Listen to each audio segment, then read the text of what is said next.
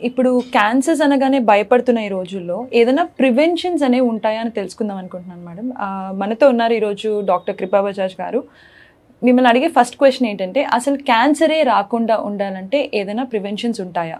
So ముఖ్యంగా అండి cancer, మరి ఇప్పుడు మన సినిమా థియేటర్కి వెళ్తే ఫస్ట్ వెంటనే మనకు ఒక యాడ్ వస్తుంది, ముఖేష్ ఇట్లా నేను ఇలా చేసుకుంటే అట్లా అయిందని. So most of the times మన ఇండియాలో అండి టొబాకో కన్సంప్షన్, అది మామూలుగా తాగడం అవ్వచ్చు లేదా నవలటం అవ్వచ్చు, ఏదైనా సరే టొబాకో కన్సంప్షన్, ఆల్కహాల్ కన్సంప్షన్ చాలా ర్యాంపెంట్ అండి మన కంట్రీలో.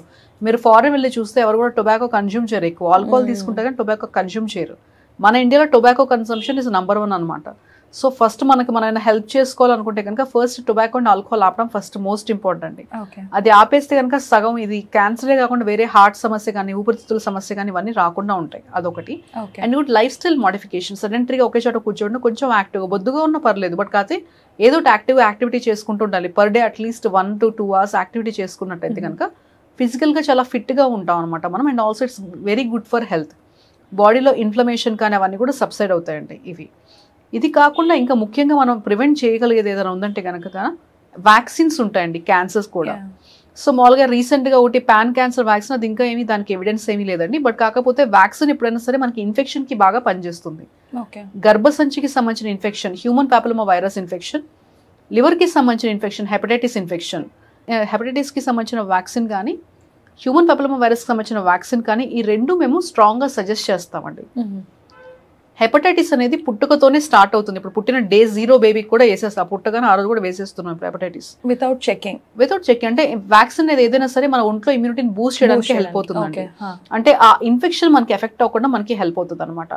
So hepatitis B, hepatitis C ఈ రెండు కూడా మనకి ఇండియాలో చాలా ర్యాంపెంట్ అండి. ఇప్పుడు చూసారంటే పాతకాలంలో టీకాలు కానీ లేకపోతే ఏదైనా సూదులు కానీ యాంటీబయాటిక్స్ కానీ ఒకే సూది 4-5 వాడేవాళ్ళు, దానికి స్టెరిలైజేషన్ కానీ లేకపోతే సూది మార్చాలి కానీ అవగాహన లేదనమాట.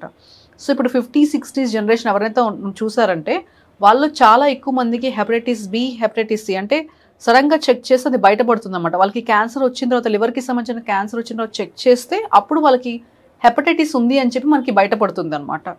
సో అలా కాకుండా అసలు హెపటైటిస్ రాకుండా చేసుకోవాలంటే కనుక మన వ్యాక్సిన్ పుట్టుకతోనే స్టార్ట్ అవుతుందండి. అది పుట్టగానే ఇప్పుడు అన్ని కూడా ప్రోటోకాల్ ప్రకారంగా హెపటైటిస్కి వ్యాక్సినేషన్ స్టార్ట్ అయిపోయింది, దానికి చెప్పాల్సిన అవసరం లేదు. కానీ హ్యూమన్ పాపిలోమా వైరస్ మన దేశంలో గర్భసంచికి సంబంధించిన క్యాన్సర్ చాలా ఎక్కువ అండి.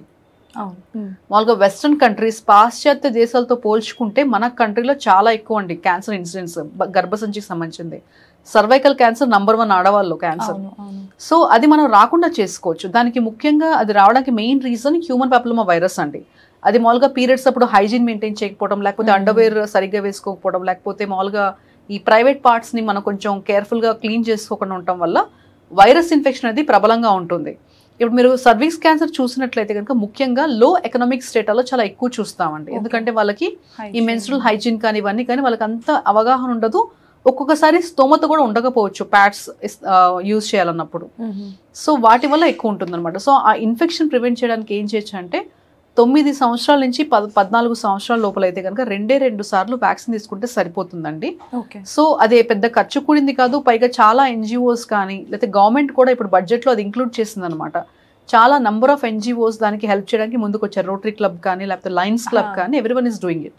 ఒకవేళ స్తోమత లేదు అనుకుంటే కనుక ఖచ్చితంగా మీరు వాళ్ళని కాంటాక్ట్ చేస్తే హెల్ప్ చేస్తారు. 9 to 14 years దాటిన తర్వాత కూడా మనం ఆ వ్యాక్సిన్ వేసుకోవచ్చు, అయితే 3 డోసెస్ వేసుకోవాల్సిన అవసరం ఉంటుంది. 14 years నుంచి 26 years లోపల అయితే కనుక 3 డోసులు వేసుకోవాలి.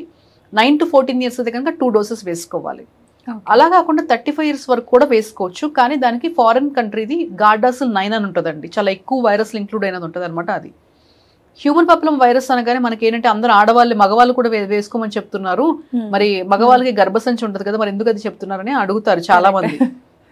సో 9 to 14 years మేల్స్ కూడా వేసుకోవచ్చు అండి. ఆ హ్యూమన్ పాపిలోమా వైరస్ ఏంటంటే మామూలుగా ముఖ్యంగా సర్వీక్స్ క్యాన్సరే కాకుండా ఇప్పుడు కొంతమంది చెప్తారు నాకు అసలు టొబాకో అలవాట్లేదు కానీ నాకు మా తెలిసిన వాళ్ళకి గొంతు క్యాన్సర్ వచ్చింది, దానికి రీజన్ ఏంటి అని అడుగుతారు.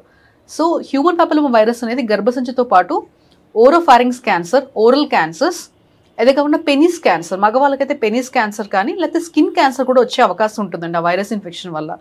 సో దీన్ని కనుక మనకు అరికట్టినట్లయితే కనుక మనకి మంచిగా ఈ సంబంధించినవి స్కిన్ క్యాన్సర్స్ కానీ లేకపోతే పెనిస్ క్యాన్సర్స్ కానీ, ఆడవాళ్ళైతే సర్విక్స్ క్యాన్సర్స్ కానీ, లేకపోతే స్మోకింగ్ కాకుండా వేరే రకంగా ఓరల్ క్యావిటీ క్యాన్సర్ వచ్చేది ఏంటంటే అది ఈ ఇన్ఫెక్షన్ వల్ల ఉంటుంది. కాబట్టి ఇవన్నీ అరికట్టవచ్చు ఈజీగా.